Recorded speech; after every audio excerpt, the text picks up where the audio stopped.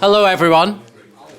I'm Alistair Donald. I'm the Associate Director at an organisation based in London called the Academy of Ideas, which was set up in the year 2000 with the mission of shaping the future through public debate.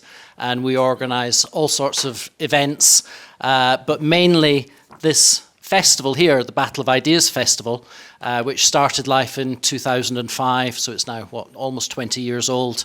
And since around about 2011, 2012, as well as a whole weekend festival in London, where we have, and we've just done it a couple of weeks ago, we have around about 100 different panel debates across the course of the weekend with about 400 speakers and an audience of in excess of 3,000 people. So we do that every year, but for the last 10 years or so, we expanded the festival, and it takes place in various different cities around Europe and around the UK as well. So places like Stockholm and Oslo and Brussels and Berlin, where we are in a couple of weeks, and also Zurich. It's very nice to be back in Zurich. We haven't done an event in Zurich since 2018, I think. So a very big thank you to Zurich Salon, and especially Andrea Seaman, who's somewhere around, the man with the hat there.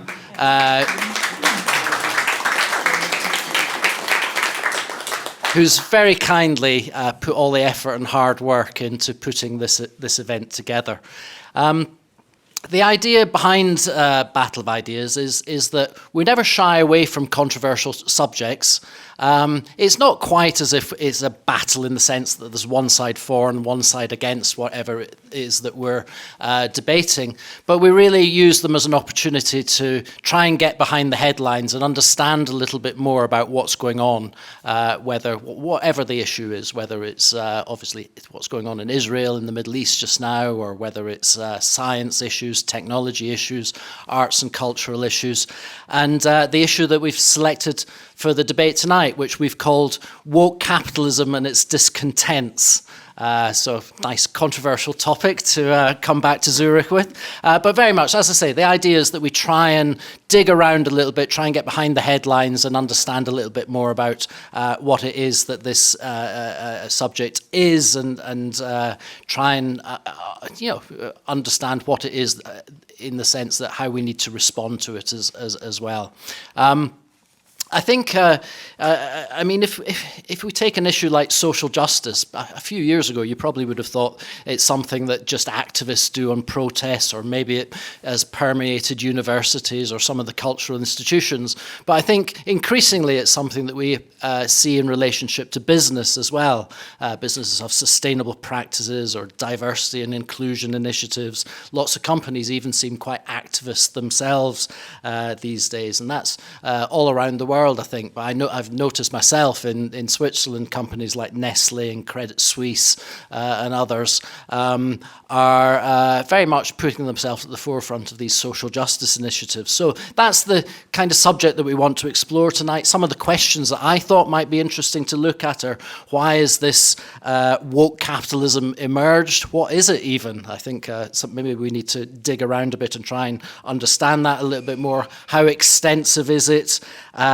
Would companies be better off just concentrating on making profits rather than making the world a better place?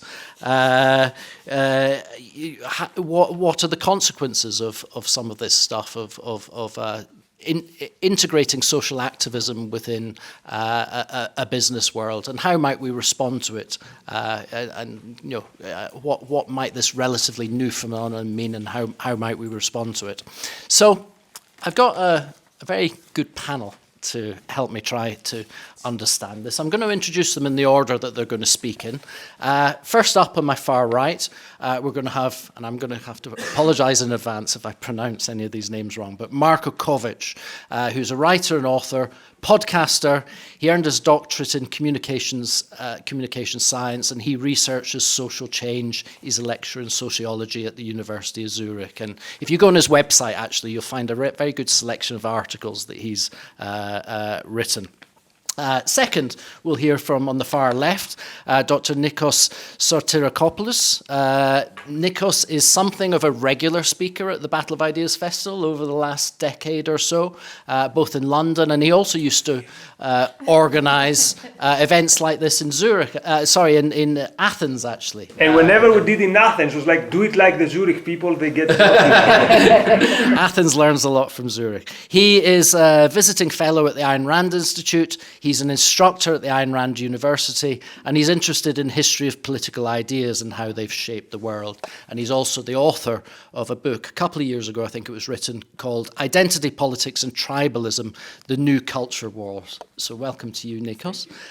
Then we'll hear from, on my immediate right, Elena Louisa Lange, who's a philosopher and author. She was a specialist on Japan and a senior researcher at University of Zurich, but she's moved on from there now. Maybe the reason will come out during the course of this conversation.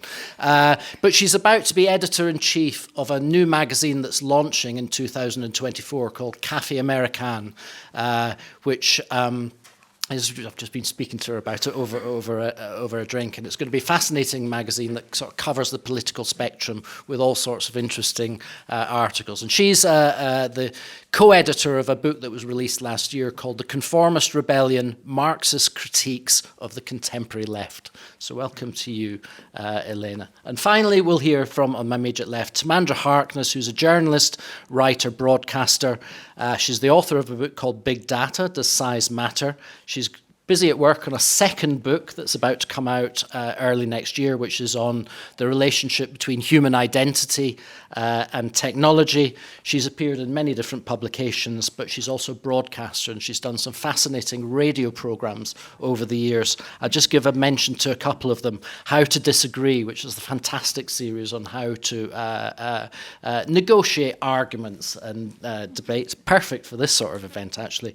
And Divided Nation, which Britain most certainly has been for the last while, and she's inquired into that, I think. So can we give them all a big welcome, please?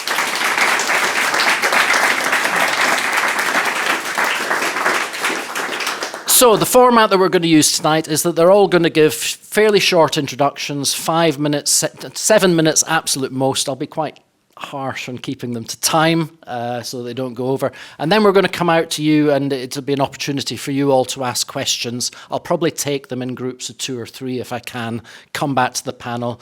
We very much view these events as public conversations, so I really hope that we hear from you as much as we do from the panel. Okay, so Marko, over to you. Thank you so much, Alistair, and thank all of you for being here and taking part in this discussion. Come in, come in. Is it on? Oh, okay. So now it should be a little bit louder. ABC, test. Sounds good. So I am a lazy person and I have not really prepared an opening statement. Instead, I've picked 2 quotes by people who are more productive and smarter than me. And these quotes, I think, describe my position on this topic more or less well. The first one is from Milton Friedman. Maybe you have heard of him. He's the, I would say, principal primary architect of the ideology of neoliberalism. Not an ideology I share, but this quote is not bad. I'm sympathetic to it. He, I think, famously said once, you probably all heard this some time or other, the business of business is business. And I am, I think, at least on this stage, to the left of most people, but I agree with that. I'm also an entrepreneur, and a business has the goal of running a business and being successful. A business does not have the goal of being some kind of progressive social justice organization, unless that's the business plan. And the second person I would like to quote is Michael Jordan. I think we can agree on that, the best basketball player that ever was. And he famously replied when he was asked a couple of decades ago, why don't you comment on politics? People listen to you. And he said, I don't do that because Republicans buy sneakers too. And that's how business works. A business has the business of being a business. It doesn't have the business of being some kind of voice for social justice. So that's my position as a leftist. I think that a lot of these progressive theatrics that a lot of companies embrace these days are in fact just a new form of whitewashing. Some people call it pinkwashing, sometimes it's greenwashing. We have things like ESG criteria that all companies do these days. But ultimately, why do they do it? It's, I think, mostly a form of PR. It's marketing, it's something they do because they expect that it will give them competitive advantage. So that's from a business logic, I can understand it. But historically, I think empirically, businesses, corporations have never been champions of social justice. They have never advanced the cause of more inclusive societies. They have tried to battle these things. They have tried to stop them. And one thing that I really don't like in today's environment is that a lot of corporations pretend to be very progressive and open to all people, which is in and of itself a good thing. But it's, in my view, to a large degree, a smoke mirror to placate people who seek social justice and who do not understand that big corporations are still exploiting people economically, that they are still making lives difficult for workers. And the theatrics of being more progressive don't really do anything for the people who need actual progress in their lives.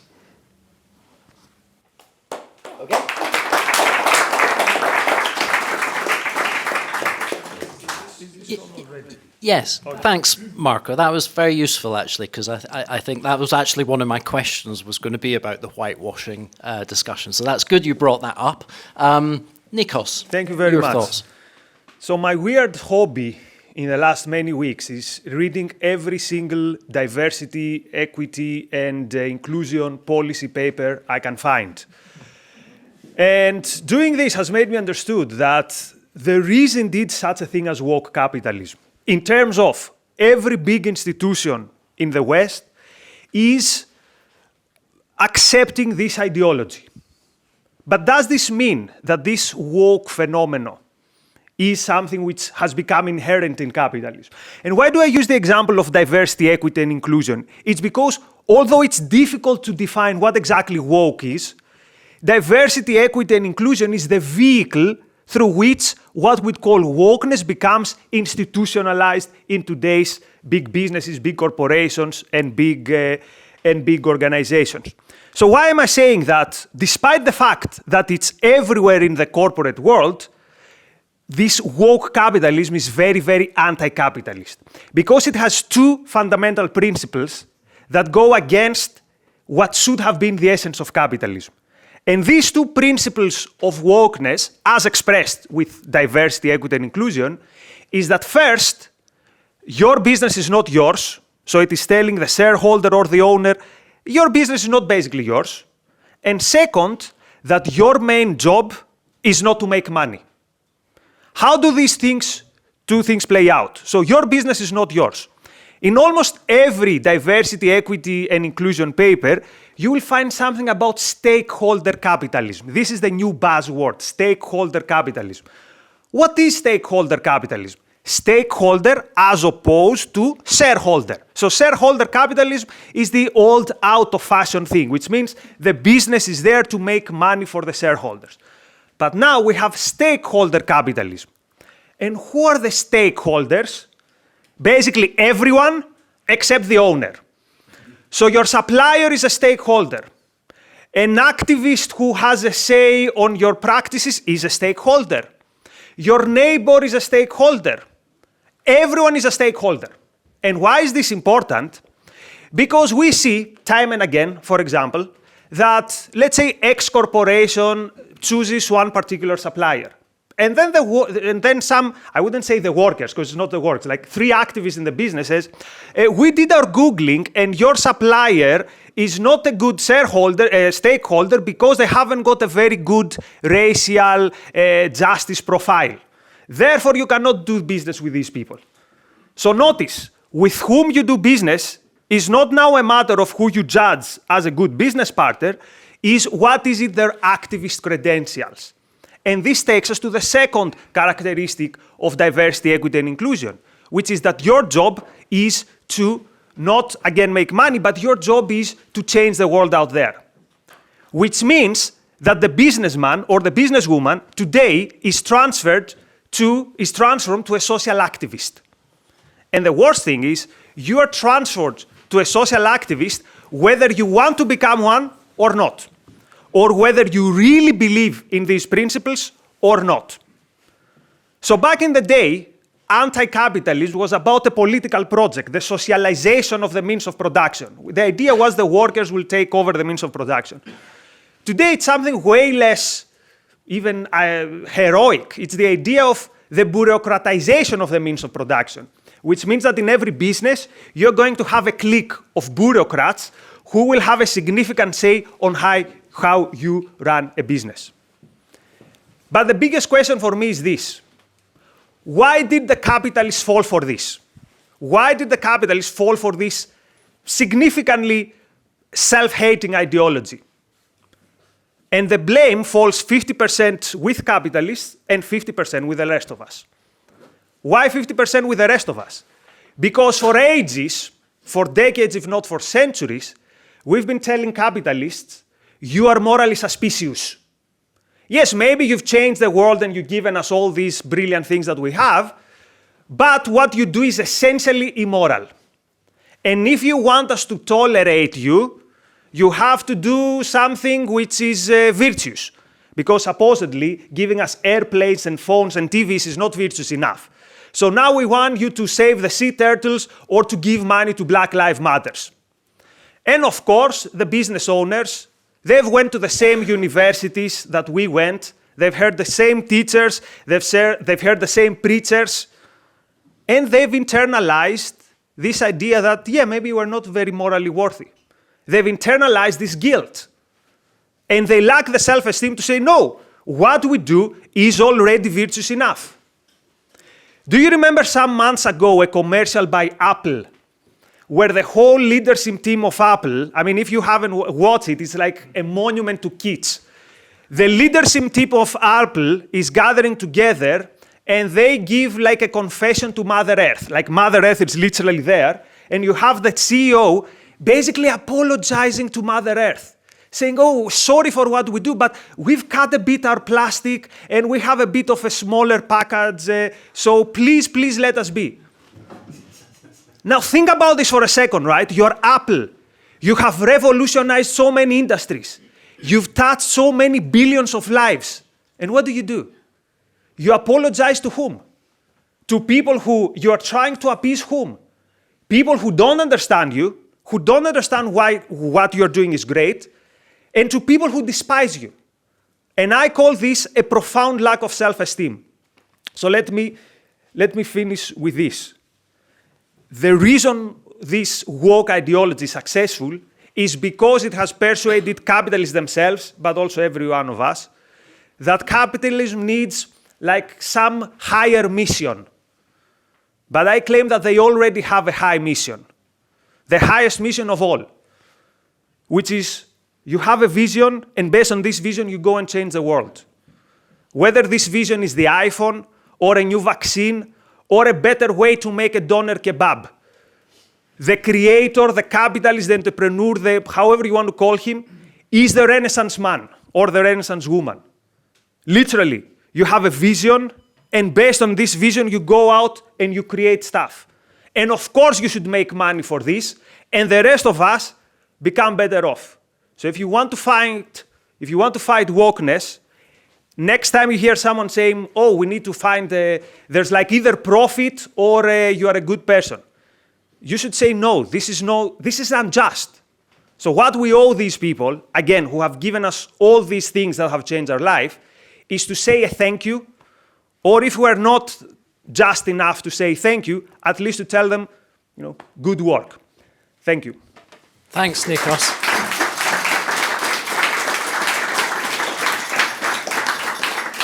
Okay, so plenty of stuff that we could come back on there, I'm sure, in the discussion.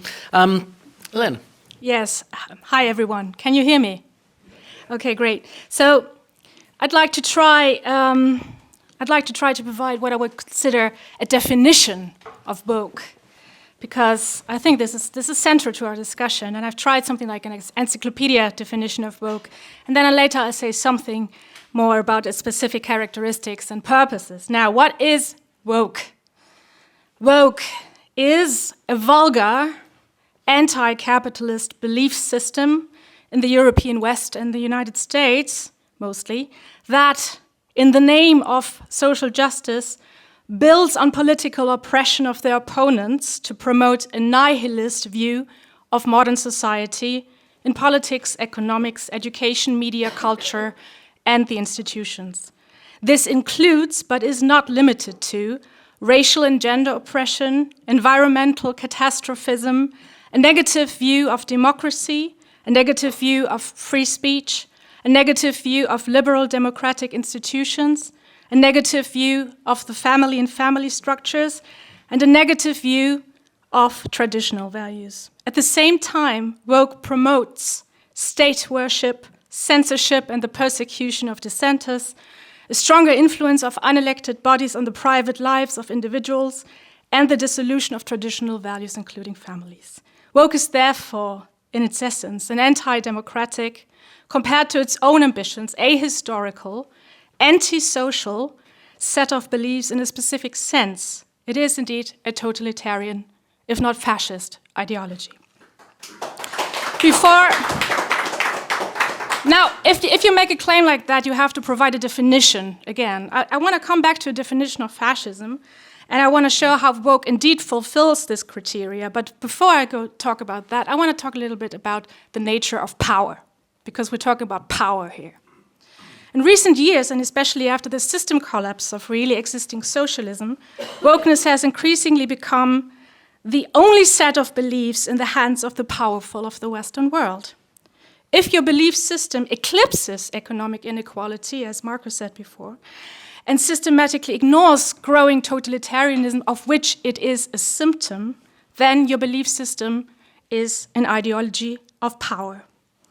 In that sense, it is no wonder that the woke phenomenon has captured the whole of the political, institutional, cultural, economic, media, and especially the educational landscape.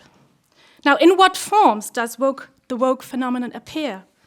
Now, be it as DEI, diversity, equity, inclusion, or ESG, environmental social governance, quality assurance instruments in large companies, in the form of using the correct pronouns, gendering in official documents, for employees to partake in racial sensitivity trainings, and in opening spaces for women, such as women's sports, to men, as a general atmosphere of fanaticism in developing ever-emerging new oppressed groups, and the whole idea of victimhood as social status, and most of all, the zero tolerance against and persecution of dissenters and non-believers that shares its motivation and zeal with religious sects.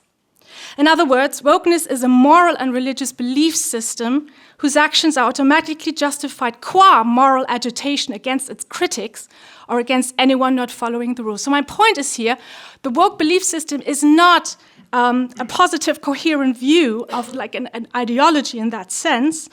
It is enemy thinking. This is really the main idea behind this. Now, as in historical fascism, woke is adamant in persecuting dissenters, but it is in a better position now because of, obviously, as the experience of historical fascism has left such a mark on historical consciousness, that fascism can now be used as a slur to cover one's own authoritarian inclinations. Other common features between fascist and woke ideology cover, first of all, a state-focused authoritarian personality, including belief in experts. Second, political party representation.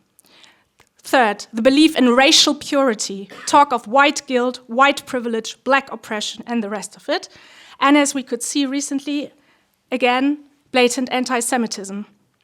Then the observation of certain rituals and youth activism, especially students. An elitist view of society, including contempt for democratic, individual, and human rights. And, most importantly, a collectivist view of society. It's the latter that I want to talk about last. A German football club has recently ordered that employees who eat meat or drive combustion cars or do not use the correct pronouns will face deductions from their salary, as in classic liberal democracies, what car one drives or what food one eats was no business of the employer or the state. You got paid, and in your private lives, you could do whatever the fuck you wanted, at least if you came back to work on Monday morning. But in the West, we no longer live, that's my thesis, in classic liberal democracies that not only value freedom, but privacy. With woke ideas being the ideas of the rulers today, we are transitioning to a new era of collectivism and a war against the individual, where privacy is no longer a value. Indeed, the defining feature of fascism, its hallmark, if you will, is the elimination of the boundary between the public and the private, the collective and the individual. Joseph Goebbels famously stated that the common good trumps individual rights. And that and nothing else is the basis of all totalitarian rule. Now, the basic idea, as with any authoritarian ideology, is that the boundary between individual and state, between private person and the collective, for the collective good, that has been torn down. And the irony is that while every one of us, everyone sitting here tonight, is free game to the state, we are told that we are the oppressors. Now, and this is where the circle to the ideology of power is closed. For if we are all oppressors, then the disenfranchisement of civil rights, energy austerity, censorship, and the persecution of dissenters becomes a feature, not a bug. Thank you very much.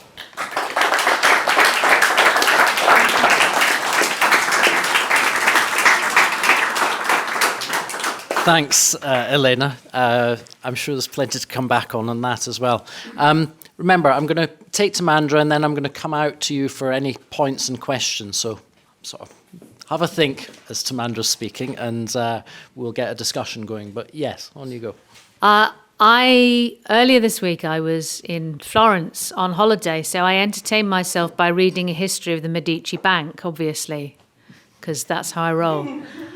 And it was surprisingly relevant to the discussion this evening because I learnt that when the Medici started their bank, to lend money for interest, so this was the 15th century, was a really big sin. It was huge. I mean, this was at a time when, you know, popes and cardinals all had mistresses and illegitimate children and went and fought in wars, and people had slaves.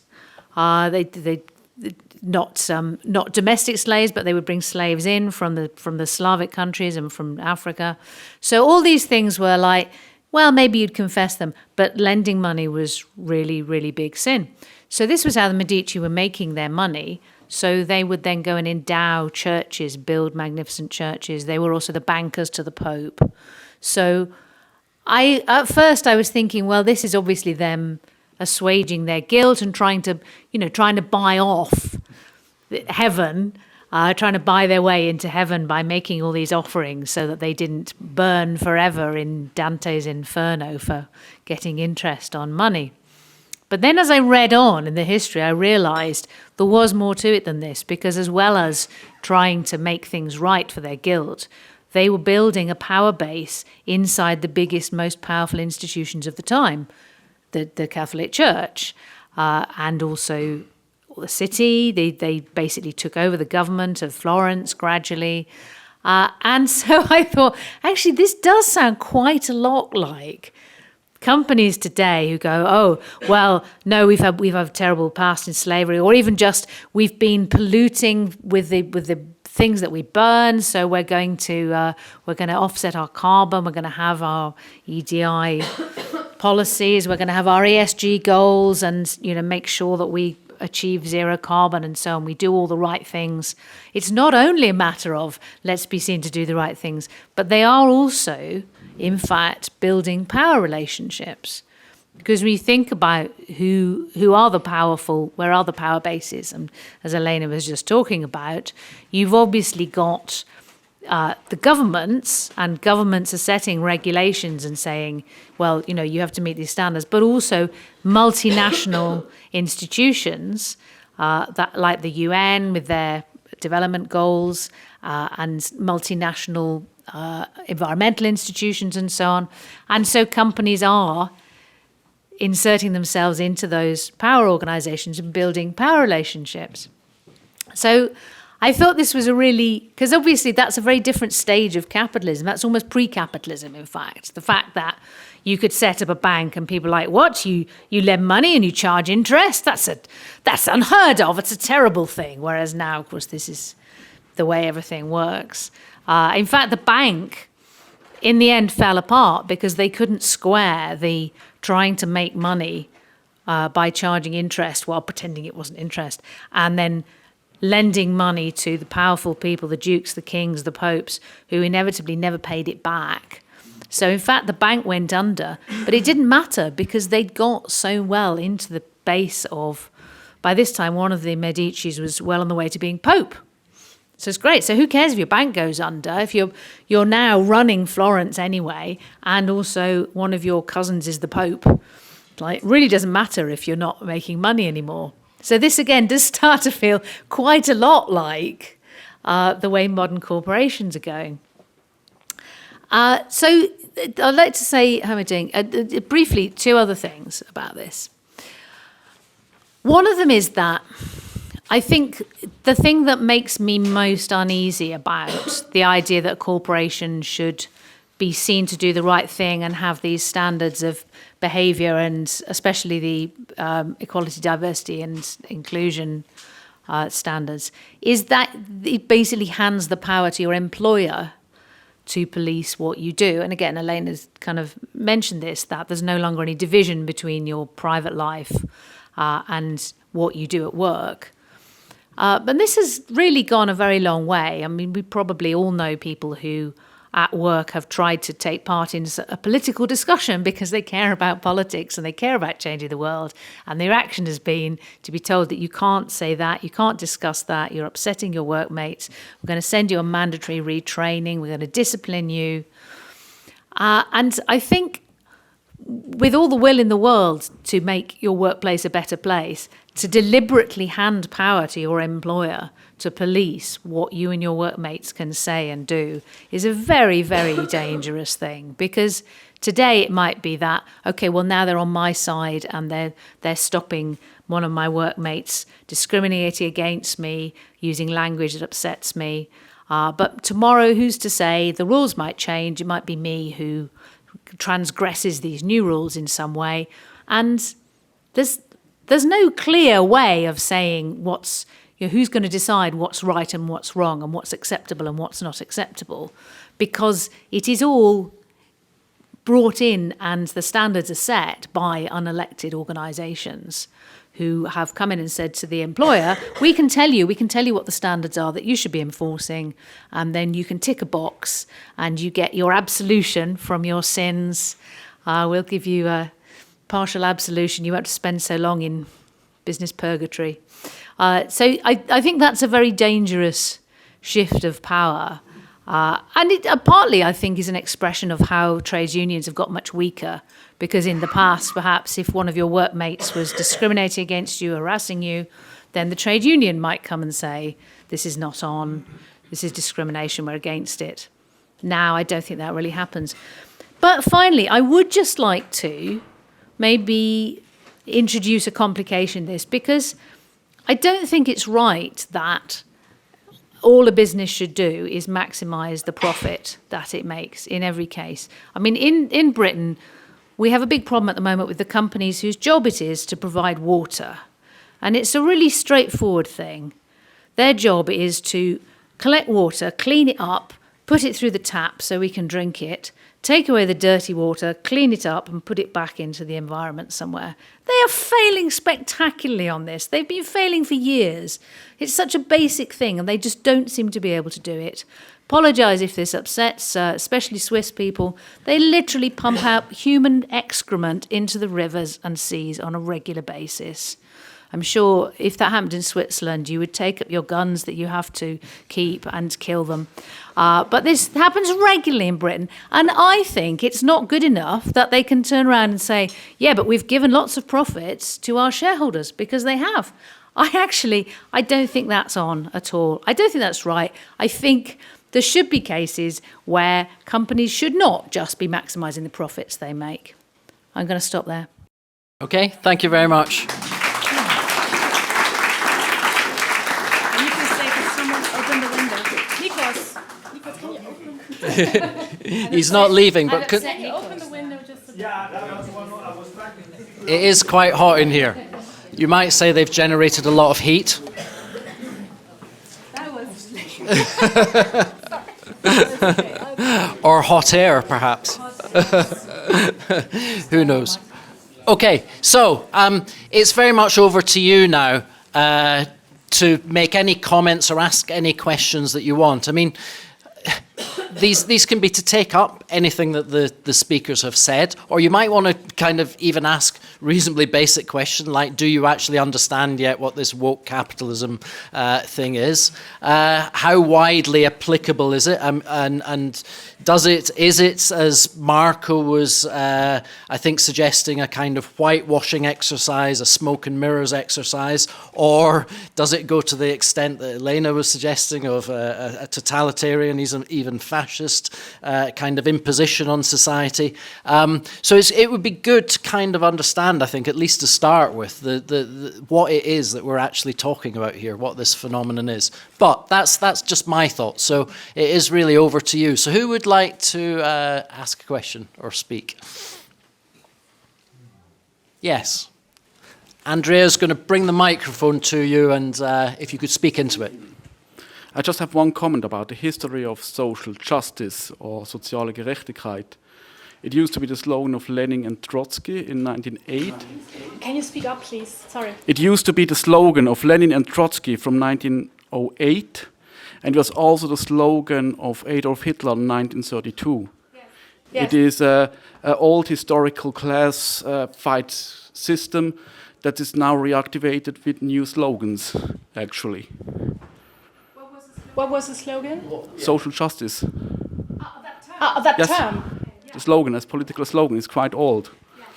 And if you look also literature in university, often it is very old literature, like literature from the 60s, that is all still teach today. Yeah. So are you basically asking, is there anything new about this phenomenon? Because Timandra was obviously going back 5 centuries in her That's woke the point. capitalist analysis. She talked about fascism, and I just wanted to make the note that this is the slogan, and the concept is quite old of it. And it's nothing new. Yes. Okay, good. So that's a challenge to you all. Yes, so anyone else? I want to take a group of a few questions, and then we'll come back to the panel. So there's a guy over there. Hi, my question is to Marko, was it? And asking for a comment. If I understood you right, you said something along the lines that businesses don't do anything or don't do anything of significance to reduce rifts in society, to basically help people of different backgrounds to integrate in a society.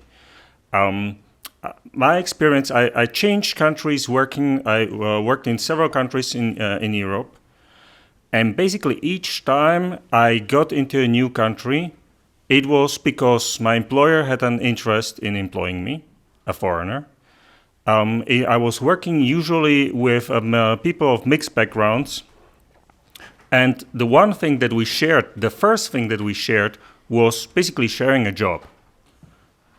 So my experience, I would also add one more thing. One of my employers was, in his politics, in his statements, actually anti-foreigners.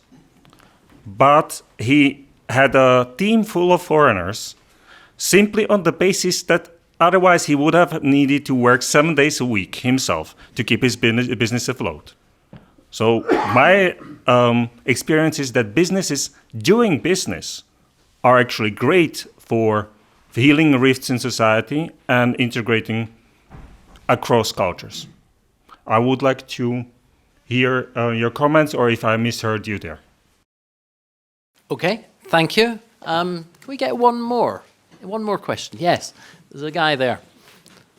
And I'll come to you as well, and then we'll take four at once. Yes. Hi. So from the discussion, what I got was like, okay, there's the business approach, lending money and making money, and creating things, having a vision. But then there are always these moral questions. Okay, but what about the people that need to be integrated? And what about the environment? What about the water? And what about this and that? So there are many problems that are out there. And so there's always this conflict, or people trying to, okay, you have a lot of power, you have a lot of influence, you have a lot of resources. These are the problems. Go and solve them for us. So, and then there's always this battle between these two forces, like the individual initiatives and the social problems out there. And how do we, and we have kind of a mixed solution. Sometimes we go back, or we start with capitalism or the Medicis were doing businesses and then they couldn't do business anymore. And like there's always this battle going back and forth. So what is the, like really, is there a really basic solution that capitalism or woke really can offer us? Or is it woke simply a nihilistic approach, as you mentioned? And can capitalism really solve these issues that are all around us? Okay, good. And one more right at the back there, the guy with the beard and the tie. That was probably more easy to spot. Thank you very much for all these analysis of what wokeism is. I found that very interesting. But for me, the burning question is, what do we do against it? We got a good description of the situation, but what is the counter movement going to be like? Will wokeism with its inherent hypocrisy and nihilism ultimately eat itself alive, and this revolution is going to eat its own children? In 10 years from now, we're not going to talk about that topic anymore. Will there be any form of counter movement thinkable? I mean, it's easy to say, well, wokeism is overly left and all we need is a solid dose of a little bit of fascism to fix that. Now, I don't think that would be the right way to solve it, but there is an abundance of descriptions of wokeism, leftism, but barely any way or path forward on what's going to happen to fix or correct that. So I would be interested in hearing your thoughts on that. Okay, so panel, where shall I start? Marko, there was a question sort of directly for you, but also any reflections on anything that your other panelists were saying, I suppose, because your smoke and mirrors whitewashing analysis seemed very different to Elena's full-on totalitarianism embedded in capitalism. So kind of, does that, how do you respond to that, I suppose? But there's also the question there that was directly at you. Maybe let's start with you, Elena. So you brought up a lot of points, many points. I think we don't have the time to go through all of them, but I think there's one thing we need to... You equate wokeism or woke with fascism. And I think you know, as a historian, is it okay if I call a historian, more or less? Yeah, intellectual historian. Yeah. I didn't equate the two. I said that woke is a specific type of fascist ideology. And it's not fascism per se. I think that's just not the case. You can call it totalitarianism, you can call it authoritarianism, but I have never read any historical research, any philosophical research, any political science research in which the necessary condition for fascism is not a form of ultranationalist ethnic exclusivism. Okay. And this very much is not what woke is about. You can respond if you like. Well, yeah, respond to that. So first of all, the funny thing is I wanted to write, well, woke has totalitarian elements, but it's not really fascist, is it? But then I wanted to write down, how does woke differentiate itself from fascism? And fascism itself and the young man with the beard said it earlier, you have to understand that the fascist movement was, first of all, a socialist movement. Mussolini was against the state. He was most of all an anti-capitalist, first of all. And long live socialism, that was a slogan issued by none other than Joseph Goebbels. And Adolf Hitler himself was an avid anti-capitalist. He wanted to destroy the German bourgeoisie. That was his plan. So, and of course, traditional fascism builds on nationalism, anti-Semitism, racism, and all the rest of it. But at least two of these criteria you find also in woke ideology, as I explained earlier, and that is racism or racial purity, because for the woke mindset, you need to have racists that you can pitch against each other, because it's an ideology of division. This is why we're talking about white privilege. It's a racial ideology. And it's also an anti-Semitic ideology, and I hope I don't have to remind you what we have seen in the last couple of weeks on the streets of New York and Berlin, and in London, and so on and so on. So it shares a lot of the basic tenets of fascism. Now, the nationalism part, of course, this is where I totally agree. This is not, because woke is a globalist ideology. The nation state belongs to classical liberal democracies, and we no longer live in that kind of society. So that is something that has been superseded, if you will, by the woke phenomenon. Do you want to come back on any of that, Marko? Or So maybe let's move on. So I don't want to monopolize the discussion. yeah, okay. So Should I respond to? yeah, go on. Respond to, and then I'll come to you two. And Just really quick, I'm really happy that you have the experiences you have, and I agree. When people from diverse backgrounds come to work at a workplace, at a company, they, usually get along more or less. They get to experience other people, other cultures, whatever. But that's not the point. You didn't get hired in order to have a more diverse workforce. You got hired because the labor you provide is valuable to your employer. So that's the point. But I agree that in a functional way, or as an outcome, as a positive outcome, yes, people can experience other people and get along more or less well. But that's not why companies hire people like yourself. They hire you because of your skills and your contributions you make in terms of value creation.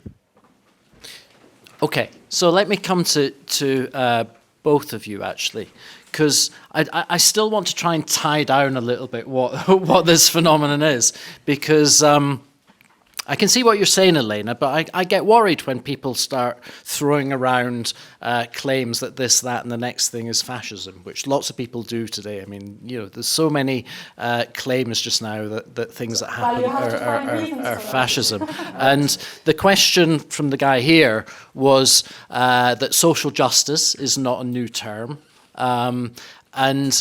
Again, I think that's right, but I just wonder. I just think we need to kind of.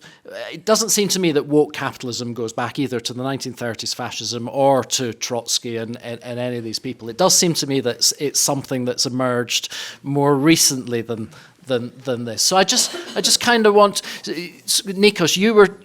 In the way that you talked about all these diversity and inclusion initiatives and social governance stuff, you were not only differentiating from Marko, but you seem to be saying that there's something integral and inherent to the way that capitalism and business works these days. So I just wonder if you can, what is it that's changed? Right. So not integral in capitalism, but it's integral in the ideas of our time. And this is also an answer to this excellent question. How do we fight it? Where does woke base its appeal? To the tribalism that we have all been taught to think in terms of tribalism, that we are avatars of our identity. And you see this in diversity statements, which openly tell you this is about quantitative representation of groups, as if I'm a representative of white Greeks or whatever. So in a society where tribalism has no appeal, already 50% of wokeness disappears. So how do we fight wokeness? Hang on, though. Can you just explain that a little bit more? Because I'm still confused as to what this... So what does wokeness basically tell you? It tells you that you, as an individual, are two things. Number one, you are a member of your group.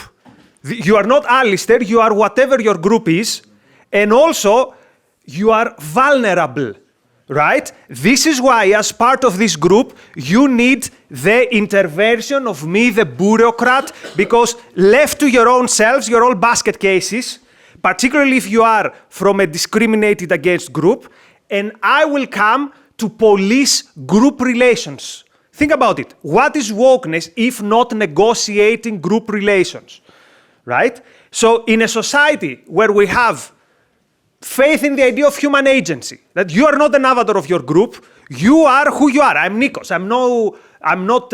Nothing defines me more than who I am, my character, my values. In such a society of robust human agency, wokeness has no fertile ground, so this is how we fight it. Unfortunately, how we fight it today is with, like, we fight left-wing tribalism with right-wing tribalism. How do we find wokeness? Ban CRT from universities. What a horrible idea, right?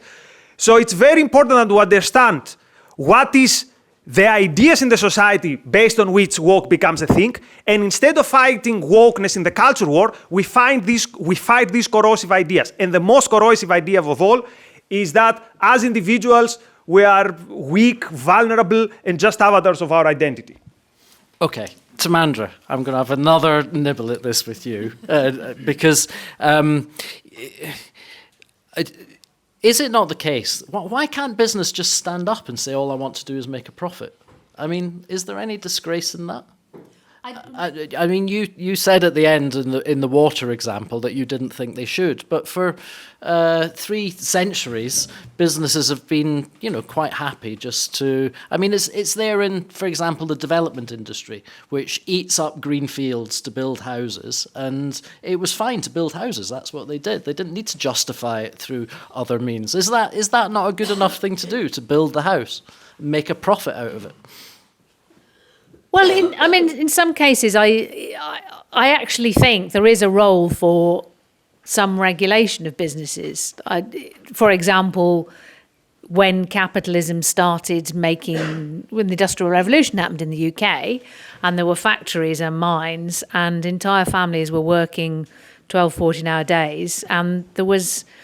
The labour movement said we should have laws to say that you can't actually force us to work 14-hour days. So I think it is reasonable for there to be some regulation by elected governments of the limits of what businesses can do. So is that. Can I butt in though? Yes, Because is that then not just regulation that's happened since the Industrial Revolution, and it's been a way of improving the way that our economy works to the benefit of us all, actually, whether workers or people. So what is the difference between that, which seems like to me regulation, and this woke capitalism thing?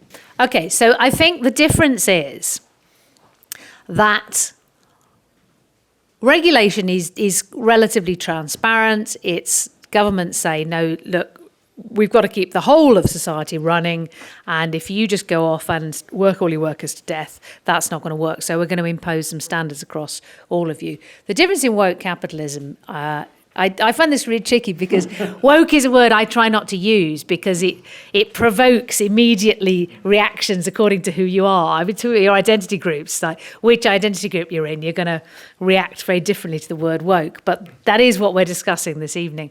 It's something that businesses themselves no longer feel that the business of doing what a business does is enough. So for a water company, it's not actually enough just to provide water and take the dirty water away.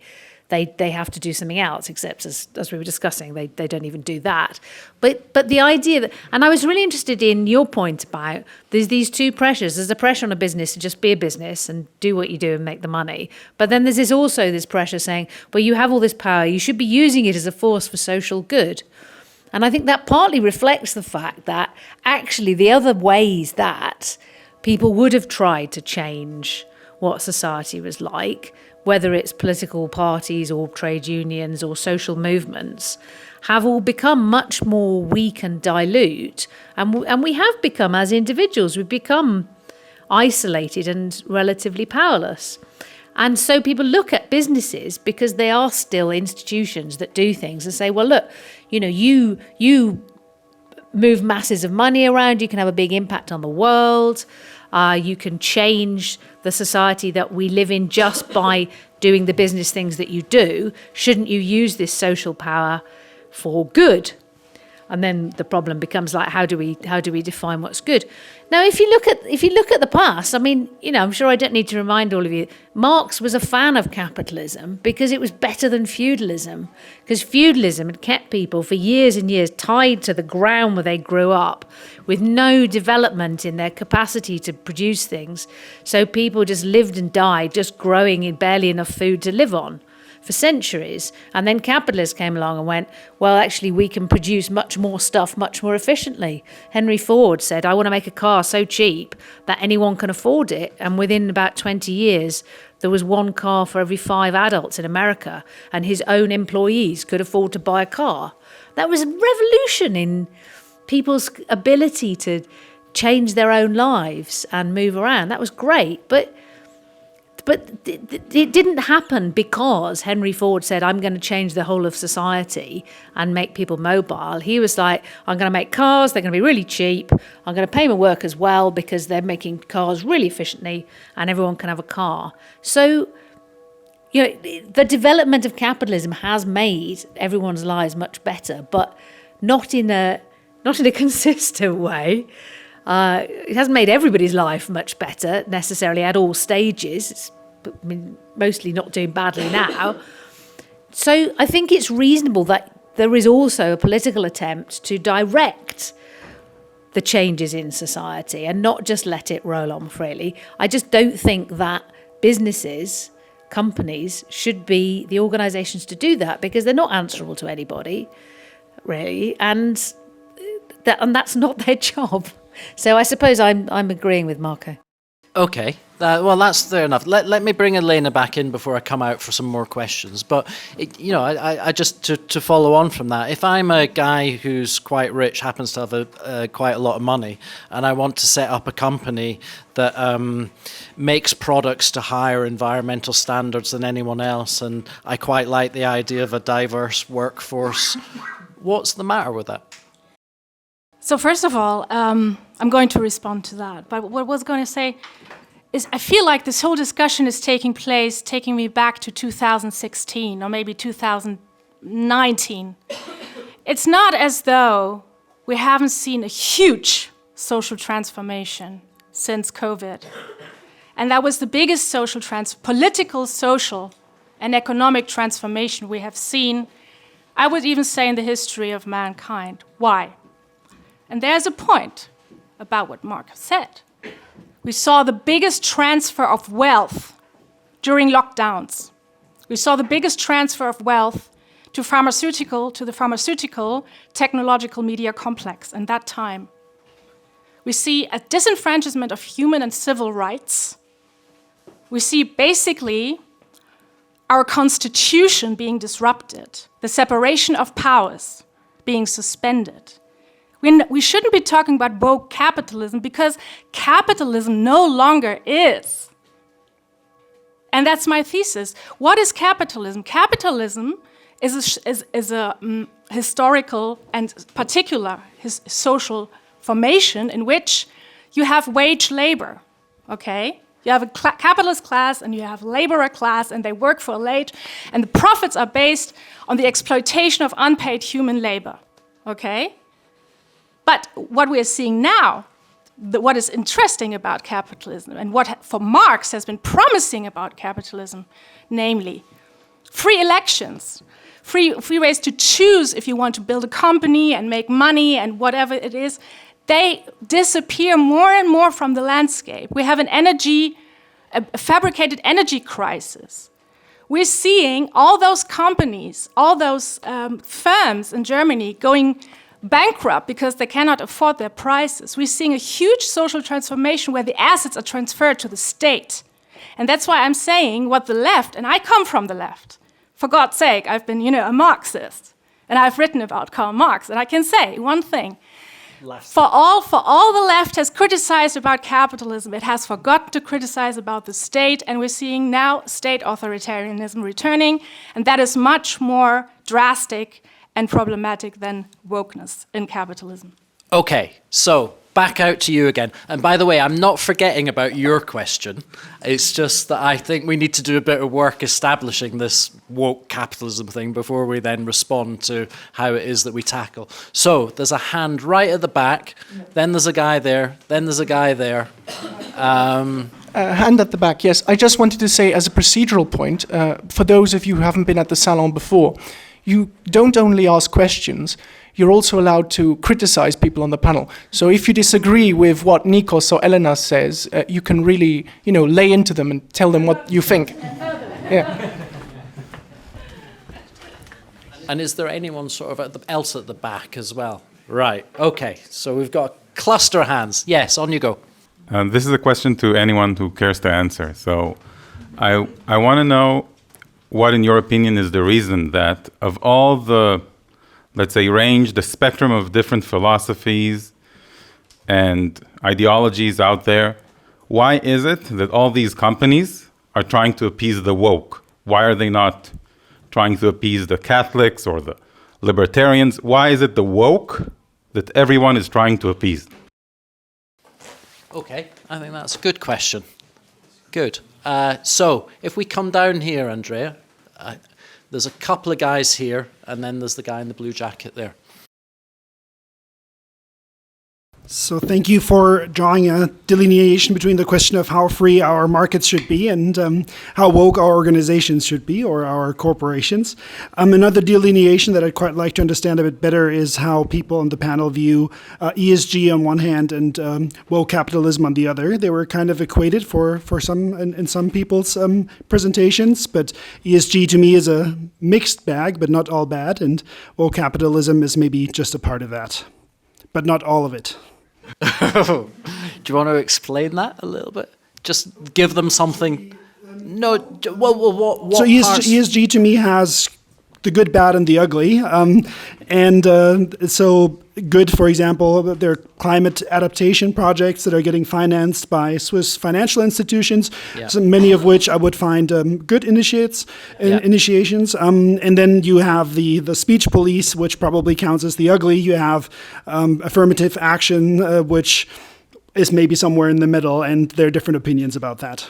Yeah, okay, good. And if you could just hand it to behind you. Yes. So it's you mentioned the environment quite a bit. A few of you did, and obviously there's a lot of regulations in place at the moment on the environment. The idea of starting to regulate on these social and inclusion and diversity matters seems a bit wrong, personally, to me. I don't know how the four of you would feel about it. But isn't the easiest way to just vote with your wallet? So if you don't like what a company is doing, you just don't buy from them. Because I know I personally try to purchase from ecological companies. I buy organic food if I can for biodiversity. I'm from the UK, so I emphasize with the issues with Thames Water. Dumping 72 billion litres of sewage in the last few years, which I think is wrong. But in most cases, you can just choose not to buy from a company that is trying to appeal to the woke. And if you don't buy from them, and if enough people do not buy from them, those companies will eventually fail, or they'll have to adjust their ways to get the, I guess, anti-woke back in their customer base. So wouldn't that be a better alternative to regulation, I guess, I'm trying to say. Yeah, so the power of the consumer to change things effectively, the power of the individual in coming back. Okay, if you could just hand it to the guy at the back there. Are there any more as well before I come back to the panel? Yes, okay. Okay, this is more of a comment. Starting with what I liked about what has been said in the initial statements, I think there was an important point made is that these diversity or whatnot policies, they transfer power to the companies. They make basically the management the agent of regulation. What I was missing, as I know that some of you have a Marxist background, was a historical material analysis of this process. Oh, give me 20 minutes. Okay. But I mean, pretty simply said, I mean, you know, I've heard a couple of fairy tales being told on this panel, like how you know there used to be the division of privacy and business. Business always had the freedom to say, we don't like your religion, we're not hiring you. We don't like that you're homosexual, you go. All these things used to happen. No, that's a historical reality. Of course. That was unlawful during liberal democracy. You could not. You wouldn't win any case in court against that employer. Let him finish though, because it wasn't It's my as it ex-boss. as it Exactly. She can talk to me every way she likes. for insubordinance. But what I want to hear, I mean, what I really want to hear is more of an analysis. I think, as this guy just said, you know, it's not a problem to have companies to have to conform to certain ecological regulations. People suffer if sewage goes into their drinking water. People suffer, and companies, you know, you can tell us that they have made our lives wonderful, yes, of some of us, others not so much, because of this, you know. And we know that liberal democracy has been and still is a system where economical wealth gives you the power to influence the political process. So there's always been a process. I mean, I've been watching this ever since I grew up, of, for example, oil companies and car companies teaming up against legislation that would force them to make more efficient cars. Because, you know, oil companies own part of the car companies. They wanted to say it all, so they didn't want efficient engines. And you can make that happen. And we've seen that in a lot of cases. So I think the problem about what you've been describing as woke capitalism is the transfer of power to the management of a company instead of going through a democratic process and thinking about how could we fix the problems that we have with our political systems that have historically made it so difficult for the people who don't have a lot of money to get their political interests into that political process. Very good. I think that was a very useful comment. If you want to take the microphone down here, Andrew, but just to the guy in the front. But I think that point about the democratic process is really, really important, because what the type of regulatory improvement that I think you were getting at, Timandra, with the water companies or whatever, is not just the water companies taking unilateral action, but it's society saying, these are the standards that we want to set. And those decisions at a society level are set democratically via elected governments choosing to set the democratic standards, the regulations, or what have you. Whereas I think the woke capitalism, as I think you are getting at, seems to me something more integral to business itself, as opposed to the regulatory environment that the state is setting. But if anybody wants to come back on that and say I'm wrong, then that's fine, but not just yet, because we're going to have another comment down from the front. On the question of fascism, I just wonder if wokeness is a little too diffuse of a phenomenon to label it fascist. I mean, would you say that Tim Cook talking to Mother Earth is fascist? Would you say that people making their profile pictures on Facebook black during the Black Lives Matter movement and the Floyd protests, is that fascist? I mean, so it's all fascist. I mean, I think you're robbing the word of any meaning. I mean, Orwell said we shouldn't reduce fascism to a swear word. All right, you have first go, come back on that. I tried to develop a few criteria which I think are very characteristic or significant for fascism. And the first thing is the collectivism and the herd mentality. And the feigning of support for oppressed groups, which isn't really that, but it's an ideology of power, most of all, and the division in society. And I want to come back to that interesting question from the guy who said, why do the capitalists appeal to the woke clients? So I want to go back, if you go back about 50 years to the United States university system and the New Left, Herbert Marcuse, he was a member of the Frankfurt School of theory, of philosophy. He was an emigre from Germany, and he taught there, and he was actually on the payroll of the CIA to promote what was then called a social justice agenda, to divert attention away from worker power towards racial divisions, feminist projects, and so on.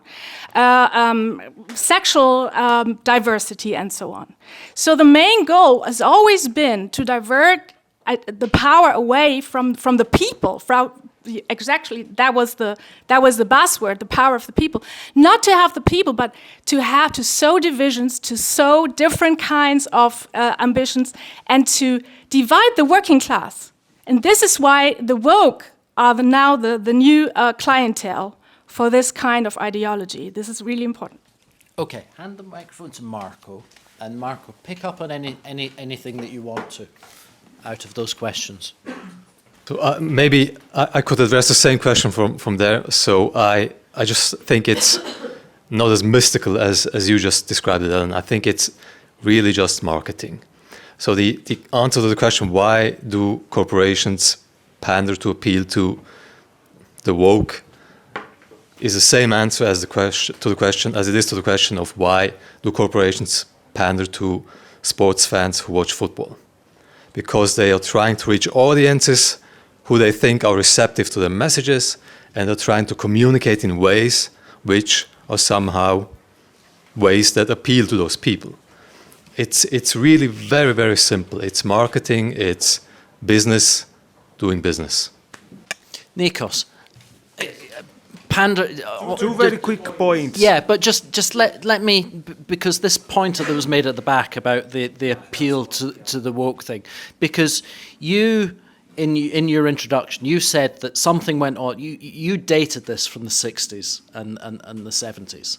You said the origins are in the 60s and the 70s, and it does seem to me that something did happen in that period in the spirit that Timandra described in terms of the Henry Ford approach to build something, make some money out of it. You know, that sort of attitude towards business did seem to disappear in the 60s and 70s. So I suppose just to reflect a little bit on the question at the back there, is it the case that it's not pandering to the woke, it's that business itself has taken on all these new values rather than profit making? It's not pandering to someone else, it's actually internal and integral to businesses these days? Right, so how do we understand if it's integral to business or not? It's very simple. Culture does not change from economics. And we all have, I think, background in historical materialism, but Marx was wrong. It's ideas that change history, right? So why is it that these ideas today are the most prevalent? I mentioned capitalists losing self-esteem, but also let's mention the defeat of Marxism. So why do these ideas become popular?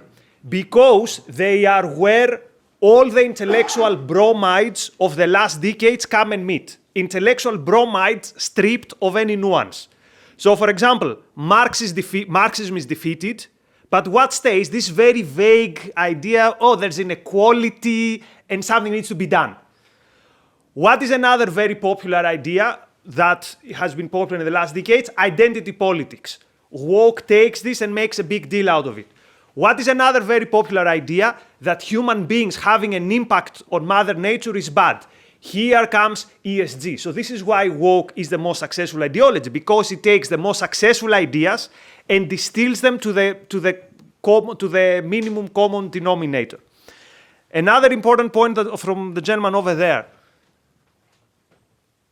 Of course, not all these ideas are bad. Diversity, like if you run a business, diversity is important. But what type of diversity?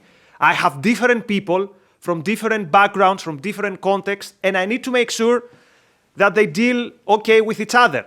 But this is completely different from a diversity that says I have different groups, or that every individual here is like a black, white, woman, man. Or think about even the issue of quote, social justice. I used to work in a school in the UK, which was in a nuclear wasteland, not that there was a nuclear bomb, but there was a nuclear factory that closed, and Microsoft gave a lot of money to that school. I mean, I think that's great. If Microsoft thinks that it's an important value to help people who otherwise wouldn't have a chance, it's great that they gave money to that school. But again, this is not the essence of what we call woke capitalism. The essence of woke capitalism is that capitalism is inherently bad, and that tribalism is an inherently good way of viewing people. And you combine these two, and you have woke capitalism. Okay. Let's leave it there. I'm going to come to Timandra for a quick comment. Then I'm going to come out for one last round of questions, starting with you at the front. So any final thoughts or points that you want to make, just start thinking about them now. And then I'll just come back and we'll whiz round everyone and get some final thoughts. So, yes. Okay, well, I want to briefly respond to the question of why is it woke and not other ideas that capitalism panders to. And I think one of them is simply, I mean, I think Nikos is right and other points be made, but one of them is simply that it's no threat. It's absolutely no threat to pander to woke, because the whole point of woke is that rather than trying to seize power and seize the means of production, as whoever it was said, it's all about appealing to the powerful on behalf of the victim to say to the powerful, we want to give you more power to do things to protect these victims by clamping down on these other people. So I think it's a very easy set of ideas to pander to, in the sense that nobody is actually going to take your business off you or any of those things. But I want to come back on your voting with your wallet idea, because I think that's really, I mean, it's appealing in this time when we feel very powerless and atomized. But all you're doing really is turning round the same approach. The approach of woke capitalism is that a business can continue to make loads of money by having loads of underpaid workers, but it's okay because we're now going to use all this power and money that we have to promote these good causes. And to vote with your wallet as a consumer, I mean, fine. I myself go, I don't really want to give my money to Amazon, for example, because I've seen how impossible they make it to unionize and how badly they treat their workers. But I'm under no illusion that I'm really going to change the world by trying to go somewhere else to buy my books. I mean, it's just like, it's not even going to be a pinprick on Amazon and so on. What I think is interesting, though, is that companies don't tend to respond to people actually shopping elsewhere. They tend to respond to publicity, and especially through social media. So they respond to waves of people going, oh, we're going to boycott X, Y, and Z for their for what we don't like about their business or their advertising. And this is quite difficult for companies because it's quite unpredictable. They think, oh, right, we're going to do this. This is very popular. We will do this campaign. People will love this.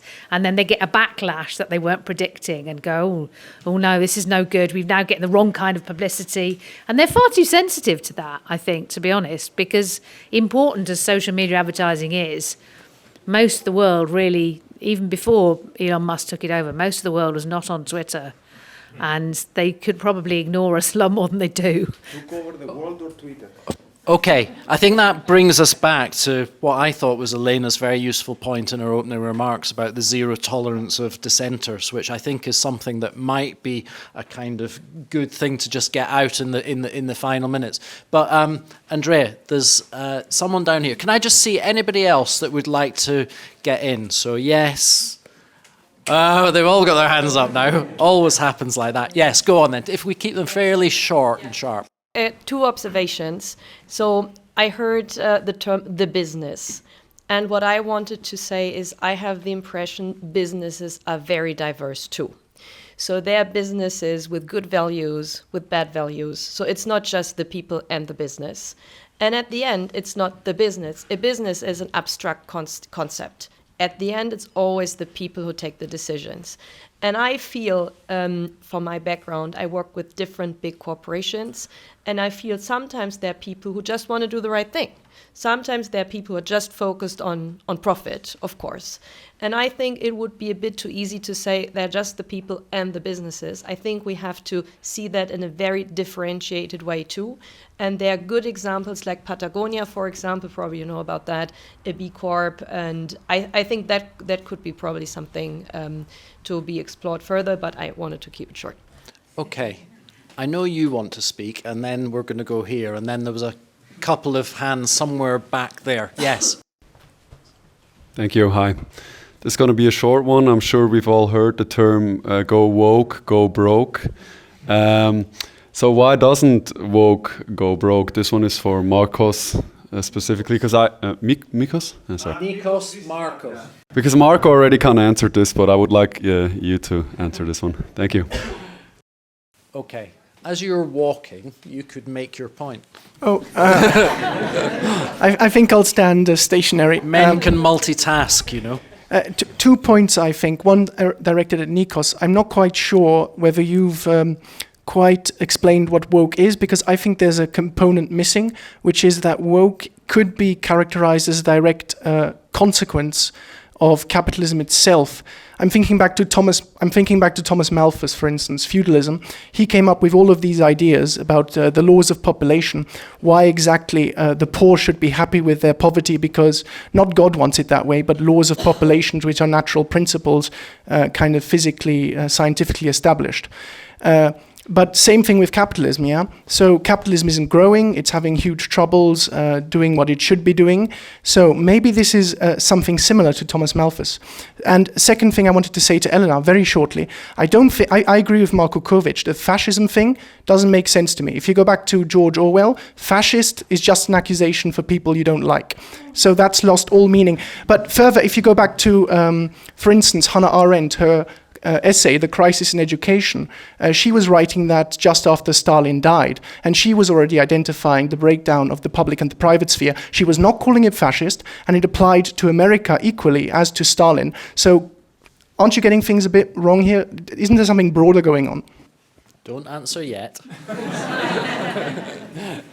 Because we've got a couple of people to get in, I think. And then I'm going to come back, and I'm going to start with Marko, because I know that your time is tight, isn't it? Yes. Thank you very much. When listening to you, in between, it sounded like the social initiatives of companies was just born out of as a strategic priority, but it was born from the social movement, right? They reacted to what was happening in the world.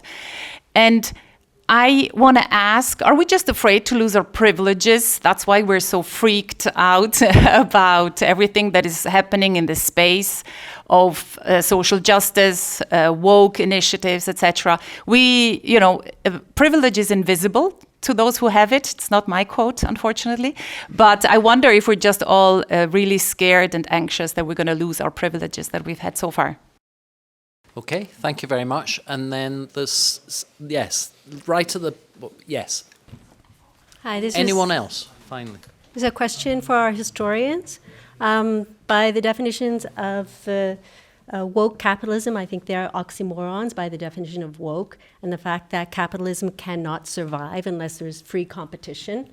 And if woke is very powerful, then you're not going to have the definition of a healthy capitalism. And going back to somebody like was mentioned, Orwell, he was a leftist, but he wasn't a totalitarian. He died apparently a leftist. He was a totalitarian? He was not. He was anti-totalitarian, but he was branded a fascist when he started to speak up. And he gave a nice warning that everybody read in middle school. You can reread it, and we see the patterns now that some are more equal than others. He failed, apparently. What he was trying to tell us would happen did happen. My question for the historians, for all the optimists here, and the fact that we are here means we are optimists, where in history did somebody like Orwell succeed when the train started moving forward? Okay, thanks. And the final two, Andrea, if you can just take the microphone, and we're going to have to keep them quite short, if you don't mind. Yeah. So you mentioned you don't like to buy from Amazon because All right. Yeah, you didn't like to buy from Amazon because of the way they treat their workers. I checked the starting salary for truck drivers at Amazon last year. It was $80,000. $80,000. So since you like regulation, my question is, what is the starting salary for truck drivers in North Korea? Okay, and just hand it along again. Very final one. Where? To the guy in the blue jacket. Okay. I want to add on to the remark that not all businesses are alike, and just alert you to the fact that there is woke capitalism and there is old style capitalism. We still have it, and they have coalitions. None of them likes unions, for example. All of them try in their way to diminish the power of those who are working in their place and of everybody else, to interfere with the way they are trying to do their money, and many of them will go for an extra profit if the political system gives them the opportunity to. Yeah. Okay, thanks. Just final. a final remark, because cancel culture is also not simply something that happens through woke side. It happens on the other side as well. Okay, thank you very much. So I'm going to have to bring the panel back in now because I know Marco's got to go. So I'm sorry if I didn't manage to get anyone in, but I think we'd probably do we go for a drink in the bar afterwards? So plenty of time to chat informally. And to be honest, it's the nature of these types of discussions that you don't get to clear up everything at the end. And given I'm going to give them about a minute and a half each, then we're certainly not going to clear all of this up. So, Marko, you go first if you want, because if you've got to go. So maybe as a concluding remark, I think this is a very interesting and important discussion. And I think that the discussion will benefit from weighing the different concepts differently. I think a lot of people here care about the woke part of capitalism, and I think we should start being more critical about the capitalism part of woke capitalism. And I think if you change the analytical lens in this way, you see things differently, and seeing things differently is, I think, a good thing. Okay, thank you very much. Elena? Woke and fascism. I think, first of all, philosopher here, that was an argument of authority, quoting Hannah Arendt. You have to do it like Hannah Arendt. Maybe I disagree with Hannah Arendt, not in all things. I think you all underestimate what's going on, extreme social transformations are taking place right now.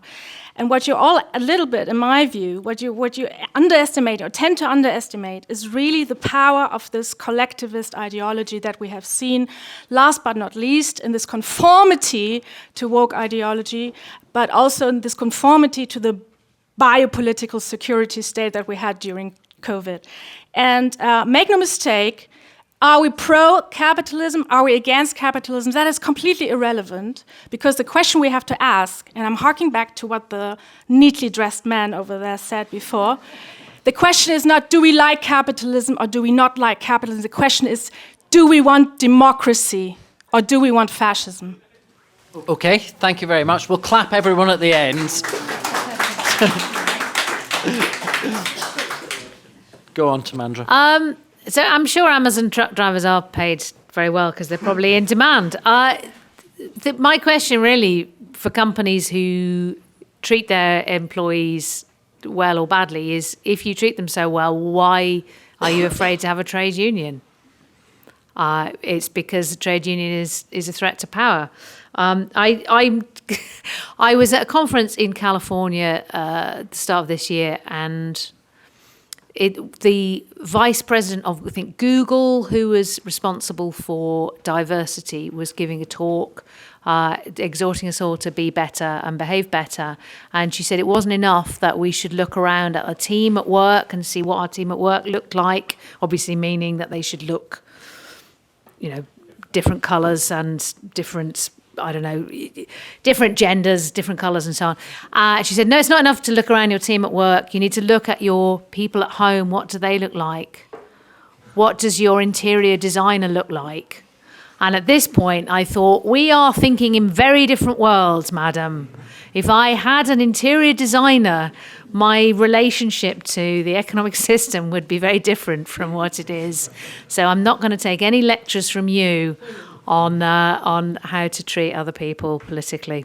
Thank you. Final word to Nikos.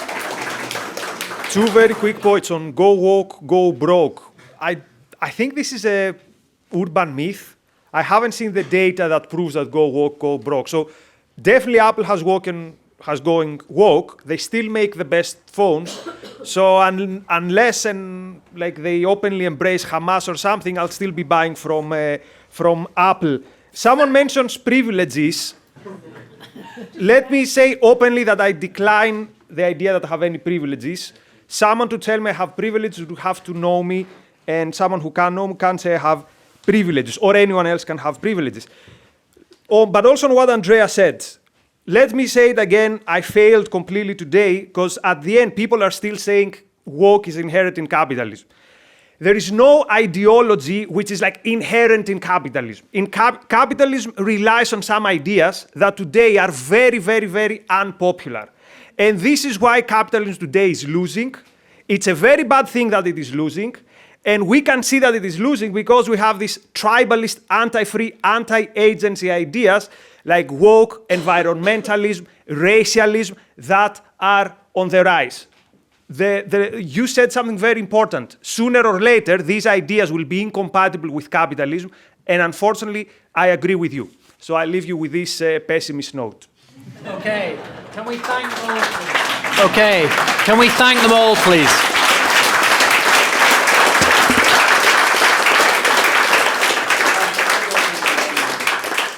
I don't think by any means we resolved all the questions that were asked tonight, but I think we had a very good go at trying to explain some of the things, because, make no mistake, this is a difficult thing to understand and to get to grips with, and I thought some of the questions and some of the contributions were actually really useful in, if nothing else, in helping me think through a little bit about this stuff, and it's really nice to be able to come to a city where you can hold a fairly free and open discussion like this, because I can tell you, back in the UK, it's sometimes difficult to hold a discussion like this because these ideas are contentious and they're hard fought over. So to come to a place where there's so many good contributions and a free-flowing discussion, then I think it's a credit to everyone, and it's especially a credit to Andrea and the Zurich Salon for organising this. And I do want to give Andrea the final word, because I hope you see this very much as a kind of starting point for more discussions rather than the be-all and the end-all of it.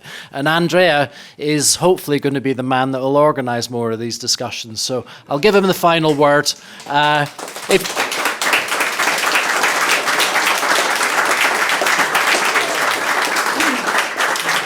Over to you.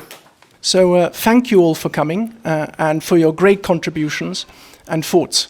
I'd like to say a few procedural things. For instance, right after this ends, Jonathan Dow from the Ayn Rand Institute will be handing out flyers for the Ayn Rand Conference 2024, which will be in March, happening in Amsterdam. It's for students. So if you're a student or know a student and you think they'd be interested, pick it up from him. This is not to say that we're going to fine you or something if you want to come and you're not a student. Yeah. We're just not going to give you a scholarship. So the Salon is a debating club, and it was founded in 2014 by my father, who left for England to retire, and now I've taken it over together with a guy from the Ticino called Gabriele Sartoris, who's in Brussels right now.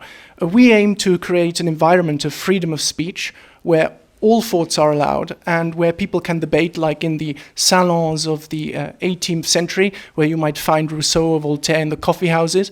And we updated a bit with modern things, like we're planning to have music, marimba phone, Japanese drums, and of course we'll have drinks afterwards in the bar downstairs, so come and join us. Now for 2024, because this is the last debate of the year, because I have to finish my master's degree, and that's rather, So 2024, we've got great debates planned on climate change, AI, and identity politics. So stick around for that. So if you're not yet on the newsletter, I don't know how you found us, but we do have a newsletter. So if you wish to be on the newsletter, please come to me and I'll put you on it. I'll get your email, all fine. Now, this hat is not simply for an ornament. It's actually where you can place donations in it. So I'll be outside with Jonathan at the door, collecting your donations if you want. We're non-profit. We run on a shoestring budget. It took us quite a lot to organize this, but it's fine. But hopefully you appreciate us and want to give us some money. Thank you very much.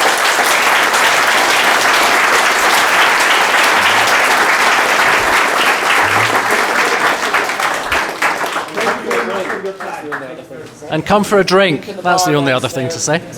Drink in the bar downstairs. Continue the conversation. Thank you, everyone.